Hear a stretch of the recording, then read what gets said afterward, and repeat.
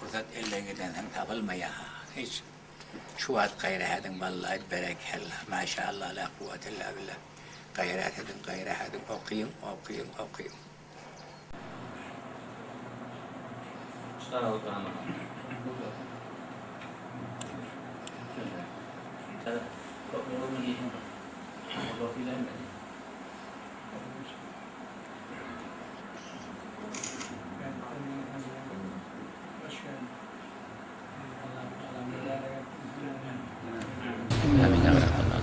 اللهم وتب علينا يا مولانا انك انت التواب اللهم انت رحمة Hudayi Teala'dan arzu ettiniz, talep ettiniz. Hudayi Teala'da dilevinizi bitirip de medreseni verip de takide mitmain olup bitirip de Hudayi Teala'nın başağını hemmemizin mübarek etsin. Onun içinde tahsil etmek, müderrisler, muhasırlar, akşar milletten gelip okuymak, uzun müddet nasip etsin Hudayi Teala. Ey Hudayi mehrim, ey Erhamurrahim. Kur'an-ı Kerim hemiyişi okulup durun. Aslı maksat Kur'an-ı Kerim'i ihya etmekten şuşunuz. Allahümme erhamna bil Kur'an-ı azim. Fezalhu lena imamen ve nuran ve huden ve rahman. Allahümme zekkerna min imanek.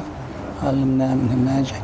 Vardukna tilavete ve ana elleyl ve fezalhu lena hüsseten ya Rabbel alem.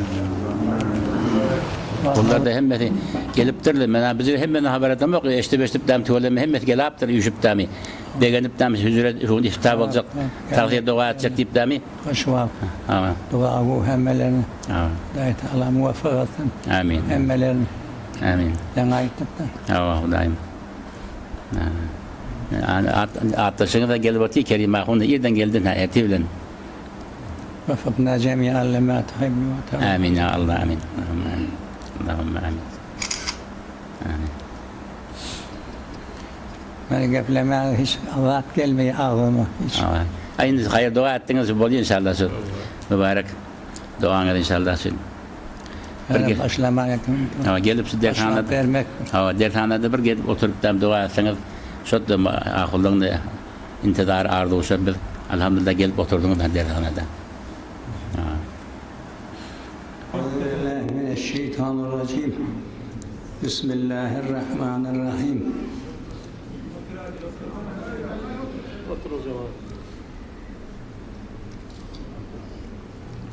Aziz cemaatler, taştan yakından gelip durunuz. Hatm-ı Kur'an var deyip, Hatm-ı Kur'an tazimlap, Kur'an okuyan yere barayıl deyip gelip durunuz taştan yakından. Hem de yani namazın eda edeyle hatımın Kur'an böyle deyip de yani şu sevaba yetişeldi. Bu hala hani Peygamberimizden deyiptir ki Kur'an amalların afdalı Kur'an'a kıymak deyiptir. Yine siz elhamdülillah etraftan siz hem yerden gelip durunuz Kur'an'ı afdalı amal olan Kur'an'ı eşitmekliyor. Şol ulukan iş, küçük işler hiç kim başaramayan şunu.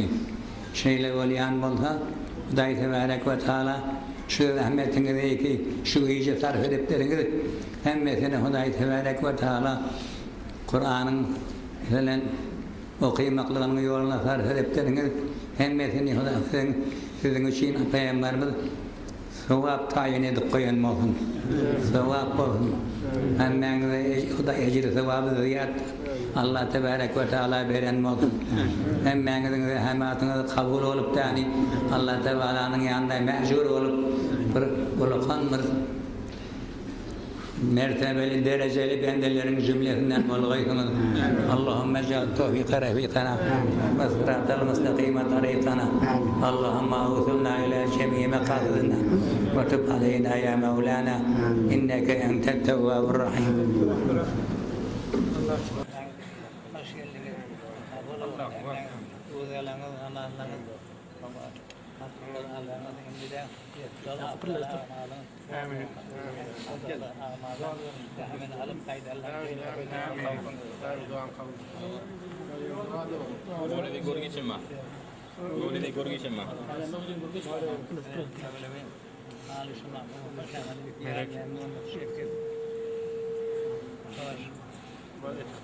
بالله من الشيطان الرجيم بسم الله الرحمن الرحيم Aziz cemaatler taştan yakından gelip durunuz.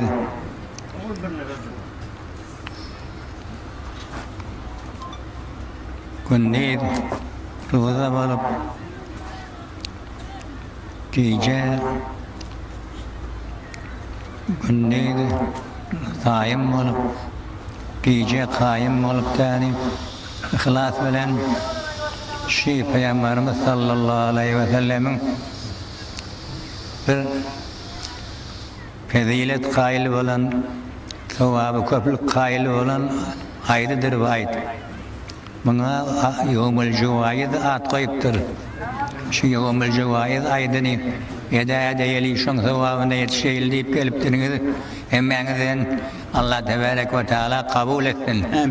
Hemmeniz şu yevmül cevayid'e gelip şu zahideten alıp kayıt yıllardan etsin. Amin. Peygamberimiz deyiptir her kim gündüz ruza olup tani o